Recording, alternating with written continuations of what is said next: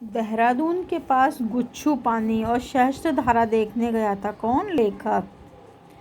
वे क्षण लाखों प्रयासों के बाद भी भुलाए नहीं भूलते। हजारों वर्षों का उनका चरित्र समझने में मुझे मुश्किल नहीं होती। और वहाँ के अनेक चिंदी वाले पत्थरों को हाथ में लेते ही भूगर्भ विद्या की सहायता से, भूगर्भ विद्या होती है ज्योग्राफी की सहायता से, उनकी जन्म कथा में के साथ ही मैं भी आनंदित होता हूँ। 5-7 हजार फुट की ऊंचाई पर मसूरी जाने के बाद लगता है कि यहाँ के जंगलों पर राज करने वाले बादल ही मेरे समकक्षी हैं। कभी एक आध पक्षी को एक पहाड़ से दूसरे पहाड़ तक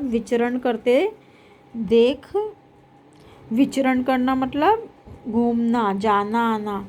मुझे भी लगा कि पक्षी होकर नहीं, बादल होकर इन पर्वत के शिखरों के बीच व्योम विहार जरूर करूं। व्योम का मतलब होता है आकाश।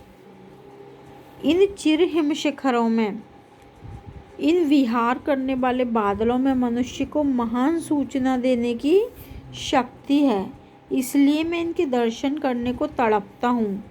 ये बादल 10 दिशाओं में दौड़ते हुए अपना आकार, स्वरूप और गठन भी समय समय पर बदलते रहते हैं। बादल बदलते रहते हैं ना, उनका आकार, कभी फूलते हैं, कभी पिघल जाते हैं, होता है कि नहीं। एक पल में सफ़ेद और अगले ही पल श्याम यानी कि काले। पल भर में वर्णविहीन ये बादल हमें संदेश देते हैं। क्या संदेश देते हैं? कि परिवर्तन से अकुलाना हमारा व्रत है। परिवर्तन का आनंद लेना और बाद में उनसे परे होना ही हमारी जीवन साधना है। कौन सिखाता है ये चीज़ हमें? बादल। यह कहते कहते ये बादल बारिश बन गए और उन्होंने हमें भिगो दिया। ये किसने लिखा है ये निबंध? काका कालेलकर। ये इनका जीवन परिचय है जो आप पढ़ेंगे और कॉपी में भी लिखेंगे।